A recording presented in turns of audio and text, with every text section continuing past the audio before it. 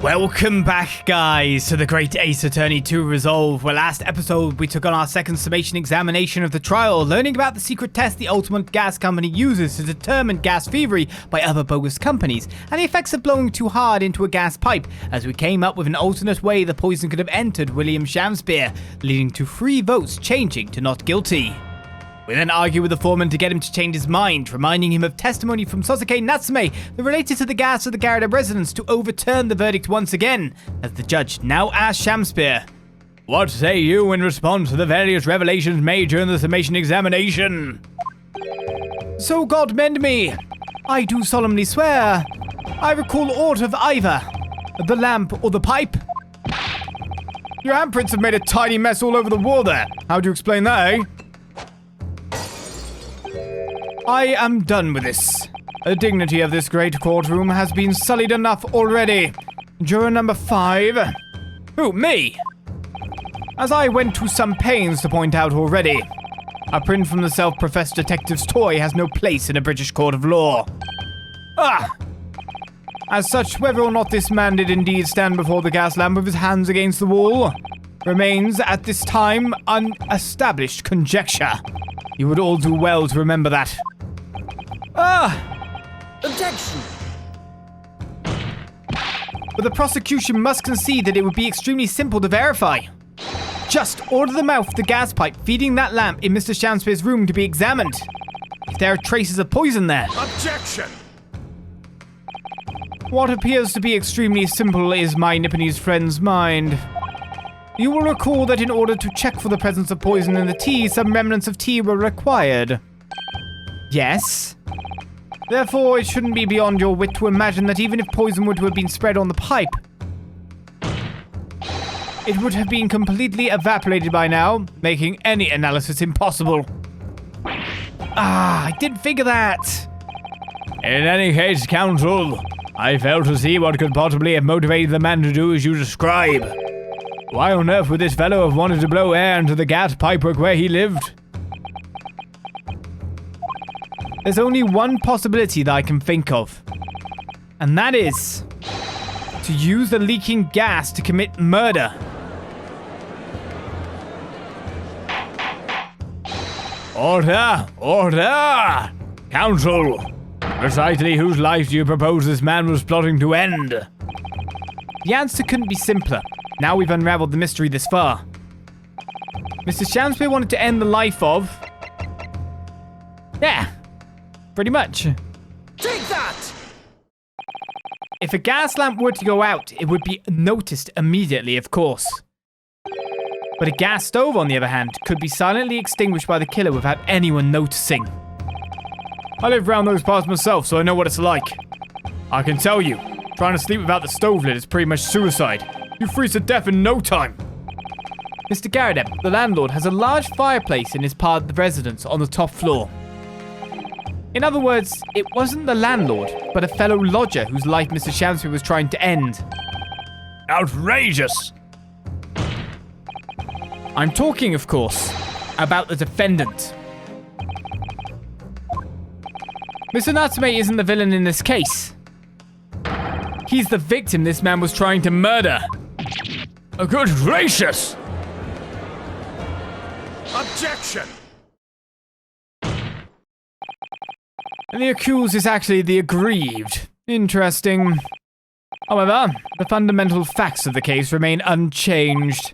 Namely, that the accused is the aggressor here.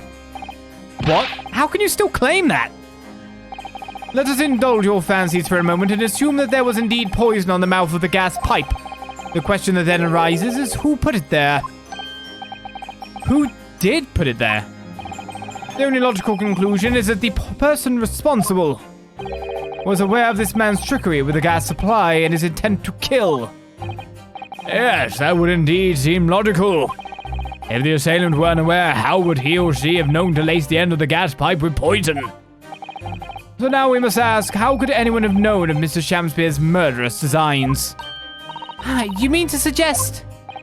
Naturally. The sole possible answer to that question couldn't be more obvious.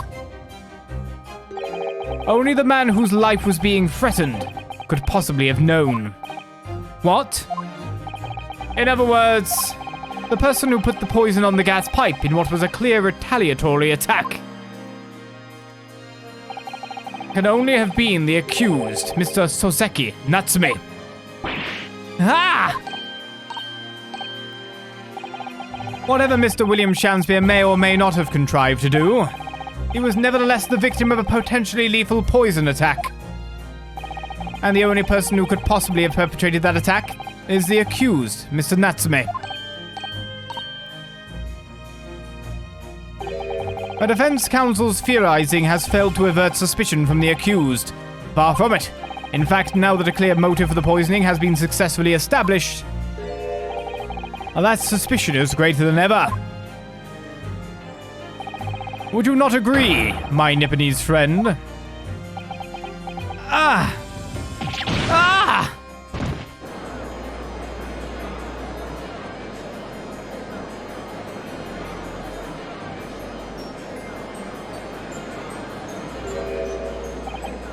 How did he manage to turn that around on me so rapidly? Mr. Naruhodo, you must respond. Otherwise, the members of the jury may very well change their leanings against us. And this may well be our last chance to gain the advantage. What advantage? Well, it would seem that somebody put poison on the gas pipe in Mr. Shamspeare's room. So we must name that person now and absolve Mr. Natsume of guilt. You mean, name the true culprits? I know it might sound impossible, but if we fail to do that, I have no doubt that Mr. Natsume's fate will be sealed once and for all. As it happens, one possible culprit does come to mind. The evidence, the poison, is all pointing to a particular person now. The prosecution calls for the jury to consider their leanings again. I trust you'll make the correct choice this time, Mr. Foreman. What? Oh, don't you worry. We know exactly what...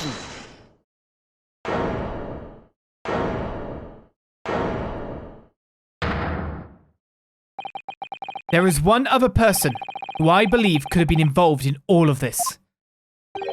The true culprit of this crime. The true culprit?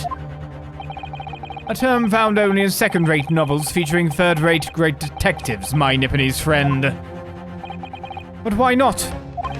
This farce has gone on for so long already, I see no reason to cut it short before its disappointing climax. Thank you. Tell us, my learned Nipponese friend, what is your latest theory? Who is this so-called true culprit of this crime? So it's finally time to delve into all the other evidence. And to delve into all said other evidence, who does it link to? It all comes back round to a victim. Why was she there? Having been comatose for days after suffering a stab wound to the back. What was she holding in her hand that killed a poor rat? Or mouse? Take that! That's a big mouse. Name of the person responsible for the poison that afflicted Mr. Shamspeare is, I believe, Miss Olive Green. And Miss Olive Green? Miss Olive Green? I do feel as though I've heard that name in the recent past, Counsel, but I don't recall where. Miss Olive Green, the woman from 6 days ago. The victim in the recent case of stabbing on Briar Road. An incident for which Mr. Natsume was arrested, I hasten to add. Oh, of course, yes, Miss Green. And she was left comatose for some 3 days, I believe. But I hear she regained consciousness 2 days ago. And I hardly need remind the court that Mr. Shamspeare's poisoning took place 3 days ago. Given that the woman was lying comatose in a hospital bed at the time, she appears to have a rather fine alibi. True, on the night that the incident occurred, Miss Green was in hospital unconscious. So on the face of it, it would seem that she couldn't possibly be responsible. But still. My colleagues and I visited Miss Green in hospital yesterday, and we found her to be in possession of a bottle of poison. Good gracious, she had poison? And there is another fact that links Miss Green to this case as well. A defense requests that she be brought to the witness stand in order to explain the details to the court. Tell me, Mr. Shamspeare. My lord, pray, what be thy bidding? Are you acquainted with Miss Green? No, never heard of her. Judging by the look on Mr. Shamspeare's face, I think perhaps he generally doesn't know her. At least, not by name. As the voice of Her Majesty's prosecution here, I adhere to my word. We will see my Nipponese friends fast through to its conclusion. I appreciate that. The prosecution requests a short recess, my lord, in order to subpoena the witness and bring her here. Yes, Miss Olive Green. Indeed, my lord. 1 hour should be sufficient. Very well. I grant the request. Excellent. I hope. The defense has made a most extraordinary accusation, I must say. But at the present time, I feel the prosecution's argument remains largely uncontested. Accordingly, I'm afraid the defendant and his culpability remain the sole subject of this court's attention. Thank you, counsels. We reconvene in 1 hour. Court is adjourned. So, we have a little bit of a break, a little bit of a recess. But now we get to the rest of our evidence at last. Got to all link it together. For this, quite possibly is a case of revenge. On the 23rd of February at 11:32 a.m., the Old Bailey. Defendant's antechamber, number nothing. Joyful, jubilant, jumping jacks! Oh, Miss Natsume! I'm so pleased for you. Locum student Mr. Naruhodo Esquire, non-locum judicial assistant Miss Mikotoba Esquire less. Now, finally, at long last, there can be proof. Proof that I'm innocent and proof that my tea is innocent. Ah, good morning, my dear fellows. Ah, Herlock Sholmes! May you drink my tepid tea and fall forever silent. I thought the tea was innocent. Oh, Mr. Sholmes, you came! How wonderful! Please, save your derision. I know what you're thinking. Good morning, he says, but it's very nearly time for luncheon. Your scorn is written clearly across your faces. Nobody said or thought anything of the sort. The truth is, I was determined that today would be the day. As sleep seduced me last night, I thought, tomorrow, for once, I shall not oversleep. I'll rise early and be present in court to support my companions. Such spirited determination has a beauty all of its own, does it not? Oh, yes. And then I began to muse on the subject. Why do people oversleep, I queried. Why, time after time, do they make the same foolish blunder? And the answer came to me at once. It's so delightfully simple. People oversleep because they sleep. Well, is that not an astute insight into the matter? Oh, yes. Upon which realization, I attempted an experiment. I didn't sleep a wink all night. And the results? By first light, I was exhausted and began to be assailed by fits of drowsiness.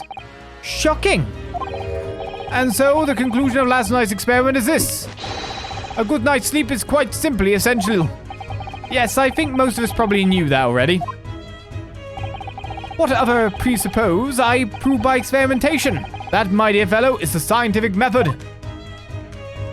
Ah, yes, and one more thing. Do you remember this? Ah! Yes, of course, it's the poison that Miss Green was about to drink at the hospital yesterday. Oh, you didn't manage to... It was a laborious task because the bottle was nearly empty, but such inconveniences do not hinder Sholmes. I managed to confirm that it contained strychnine. So I was right. Perhaps, though of course such circumstantial evidence doesn't prove Miss Green's guilt. I shall leave the bottle in your care now, but licking the inside of the neck is not recommended. The bottle of poison has been entered into the court record. Traces of the slow-acting poison strychnine inside. Ah, could I have a word? Gregson, how good of you to come! Forget it. Excuse me. Wait a minute, Inspector. I, don't wish to make a nuisance of myself. From the look on your face, I'd say it's someone else who you think is making a nuisance of himself. My dear Inspector, please speak freely. Pretend that I'm not here. Believe me, if I could do that, life would be a whole lot simpler for me. Do you have the results, Inspector, of the investigation in Mr. Shamspeare's room? Not yet. Shouldn't be long now, though. No, I'm here about something else. That dead convict, actually. Oh, you mean the man from this newspaper article we discovered yesterday in Mr. Shamspeare's room? A man by the name of... yes, Selden. I went through the archives of the yard and dug out the fellow's file. There's something in there that... well, it caught my eye. Something caught your eye? What, Inspector, what? I've copied out the relevant parts for you, so you can read it for yourselves. Thank you. The capital offender's file has been entered into the court record. These documents, I need to read them. You can continue after I've read them. Can I examine this further in any way? I mean, you can examine the bottom. So this is the poison we've been hearing so much about, strychnine. There are a few remnants on the bottom of the bottle here. Look. You mustn't be tempted to try it. Of course not, as long as we don't lose this trial. No, even if we lose the trial. No, we mustn't lose the trial in the first place, Mr. Naruhodo. Make your mind up, Suzato-san. Just that. So, investigative findings related to Selden. 18 counts of burglary, 6 counts of suspected murder. Died of natural causes whilst in prison, his final moments witnessed only by his cellmate. The estimated £1,000 worth of loot he stole remains unrecovered. Condemned criminal dies of natural causes in prison. Manchester Strangeway Prison announced the death of... oh, I already got that bit, so it's added the first page on. Well, I think the estimated £1,000 worth of loot he stole remains uncovered being the actual thing here. Also, I guess his cellmate. Who could that have been? These documents include the details to win the newspaper cutting we found in Mr. Shamspeare's room. I'll rearrange everything in the court records so we don't have duplicate information. Why are you giving us a copy of this important file, though? Well, you're the ones who turned up the clue in the first place, aren't you? I'm just making sure things get handled in the proper fashion. Oh, Scotland Yard's workings are so wonderful. Indeed, my dear fellows, and the inspector here has a shining diamond in his crown. A shining diamond? In the rough, maybe? Look, I just don't want to be beholden to a lawyer, that's all. Counsel for the defense and the defendant. Court proceedings are about to resume. Make your way into the courtroom at once. Well, I shall leave you then. I'll be listening with interest from the public gallery. Not nodding off at all, certainly not. Thank you, Mr. Sholmes. I'm rather tired of seeing Mr. Mustache in floods of tears personally, so... the best of luck to you. Locum student Mr. Naruhodo Esquire! Yes, Mr. Natsume? It's time, isn't it? Yes, this is it. Mr. Olive Green and Mr. William Shamspeare. This is going to be the final battle. I won't really have saved Saseki-san until I've exposed the whole truth of everything that's been going on. But it's all coming to a head now. You can do it, Ryunosuke. You have to.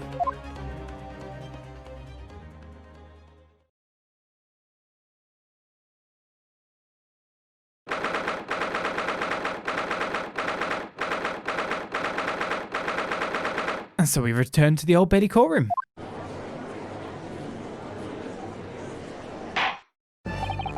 In the name of Her Majesty the Queen, I hereby declare this court to be in session again now. Before the recess, we heard a most startling accusation from the defense. Namely, that the victim of the case we heard here only a few days ago is a true perpetrator of this incident. A reckless, rash, and prejudiced charge of wrongdoing in my opinion, my lord. However, the prosecution has tried to extend every courtesy to this amateur newcomer from dubious eastern shores. Thank you for that backhanded consideration. A rather cold assessment from the honourable British prosecutor, I must say. And so, Lord Van Zieks is the new witness present and ready to take the stand. Ready and waiting in the witness's antechamber, my lord. Very well. A bailiff, bring the witnesses in.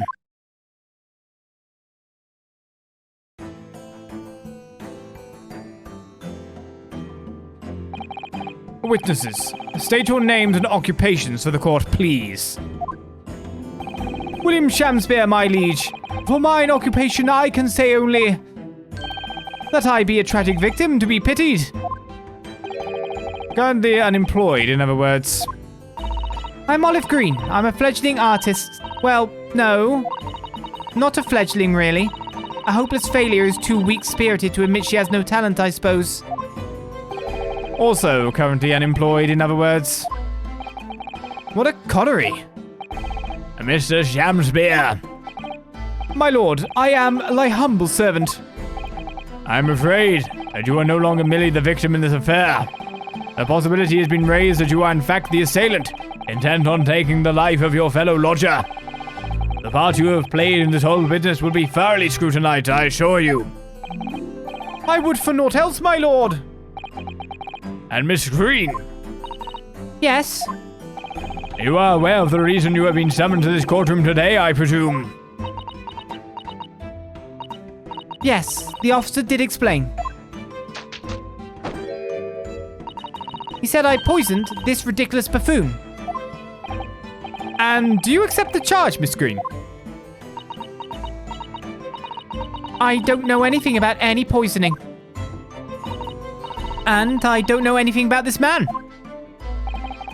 Come, lady, die to live. Verily, I know not thy prickly pea-pigmented personage. Very well. Let us proceed with the matter at hand. That being to ascertain whether or not Miss Green has any involvement in this affair.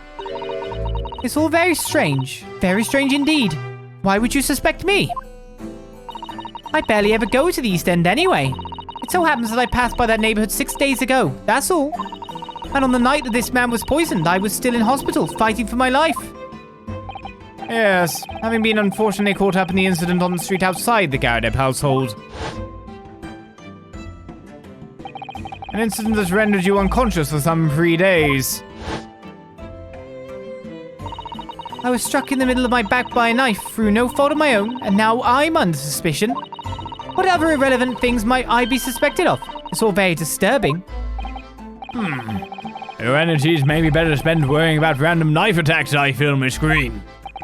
At this point in time, all that appears to connect you with Mr. Shamspeare's lodgings is the Bria Road incident of 6 days ago.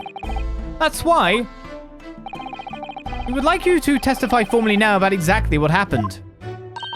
Oh no! The incident 6 days ago? You mean you want me to relive that awful incident? Unfortunately, yes. Please tell the court what happened that day. And of course, we will be interested to hear from you about your movements that day too, Mr. Shamspeare. But what happened 6 days ago has nothing to do with me being poisoned. Let us proceed then. The witnesses will present their formal testimony to the court. On the subject of the incident that took place on Briar Road, the evening of the 17th of February.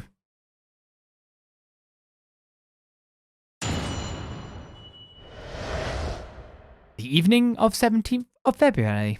It was 6 days ago at about 5 p.m. I was walking along in the snow when I was suddenly stabbed in the back.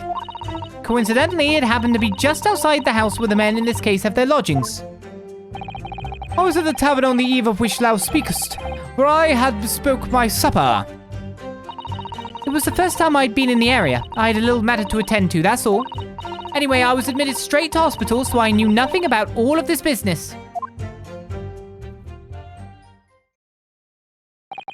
Yes, a second incident inside a week of what I believe to be aptly described as the haunted lodgings.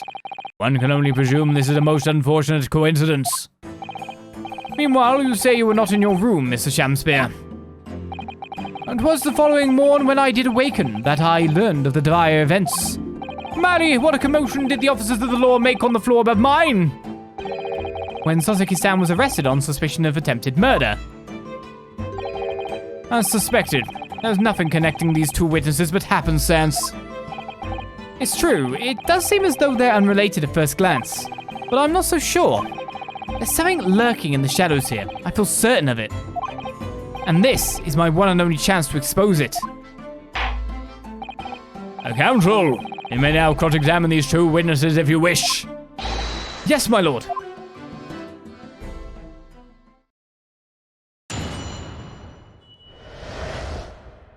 And so we begin to press. It was 6 days ago at about 5 p.m. I was walking along in the snow when I was suddenly stabbed in the back. Hold it! I'm well acquainted with the case. I'm sorry you had to go through that. It was awful. I still can't believe I was unconscious for so long. And I woke up to find that the case had been solved and the culprit arrested. Yes, the incident has been resolved already. Perhaps it would help you to consider it a bad dream that ended with your awakening, and should now be forgotten. Yes, I suppose so. Thank you. But before you put it completely behind you, Miss Green, I need you to remember the details one last time. You must tell the court exactly what happened that day, for us to arrive at the truth about this new case. The trouble is, there's nothing to tell, really. I was just walking along the pavement. Coincidentally, it happened to be just outside the house where the men in this case have their lodgings. Hold it! What were you doing there that day, though? What do you mean? The art school you attend, what's it called? Yes, it's the Thorndike Academy of Fine Arts. According to Mr. Sholmes, that's just in the vicinity of Brixton Road, which is some 10 stops away from the scene on the Underground. I believe you mentioned before that you also live on Brixton Road, isn't that right? So why then would you have been walking along Briar Road in the middle of the East End? Well, it's because, oh yes, of course. I thought it might make a nice picture. The witness is a student of art. City-dwelling artists can't all paint grand urban vistas. That's right. I happen to like the crumbling look of that part of town. Perhaps quaint would have been a less grating term. The point is, she's definitely hiding something. Yes, it seems she's not going to be forthcoming with the truth. If she's trying to hide why she was there that evening, it must mean there's a reason for her not wanting us to know. That's the key to this. And you, Mr. Shakespeare, on the evening of the incident 6 days ago, would you tell the court what exactly you were doing? 'Twould be my pleasure, sire. I was at the tavern on the eve of which thou speakst, for I had bespoke my supper. Hold it! A tavern, you say? Which one? 'Twas the Slug and Salad where I did tally. 'Tis a jewel in the East End. And a little unexpected, I feel. What do you mean, Lord Van Zieks? The Slug and Salad offers unusually fine dining, for the locality at least. Not an establishment you'd expect to be patronized by a man with not even a crumb of bread in his room. It's true. The menu lists premium crusts of bread and glasses of water in different levels of cloudiness.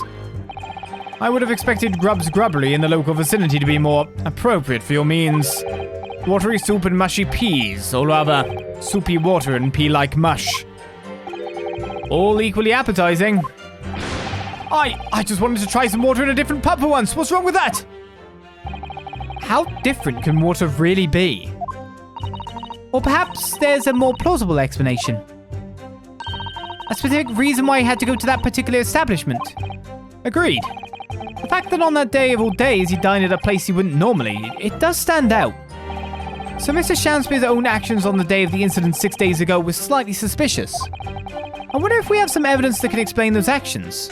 What? I didn't even get to choose, so, Mr. Shamspere? Yes, sire? On the day in question, is it not the case that you visited the Slug and Salad, a place you don't normally patronize? For a very particular reason? I don't know what you're talking about.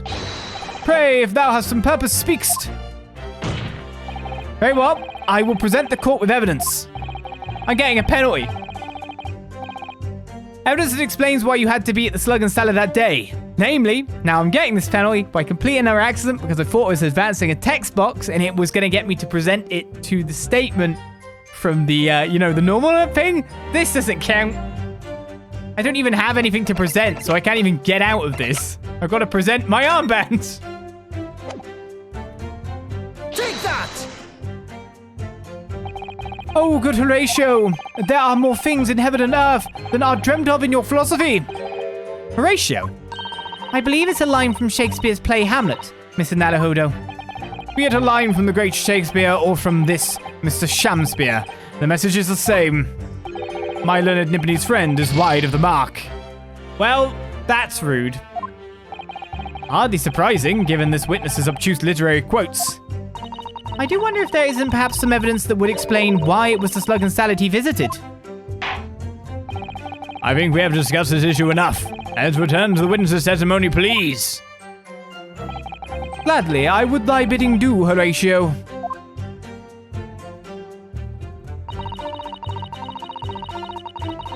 Though I just realized, I didn't even try to, fight back or do anything. I just was like, that's a mistake. Let's commit the end of everything. I don't think I have any evidence that relates to him being in the whatever pub he was in. I definitely remember hearing something in the past. I don't know. But that said, I'm pretty sure we don't have anything to do with that. So we end another episode here with a bit of confusion. Because, of course, I thought I was going to advance a text box. And instead, ended up presenting evidence which I had no clue what we're going to. However, it looks like statement 3 is something we do have to present evidence to. But the fact that we had to present evidence later makes me wonder if we can get evidence from this. So with that said and with that done, we continue to press this testimony next time. Just ignore that penalty that did not count. I really honestly thought I was advancing a text box. And I'll see you guys next time for more. Bye-bye.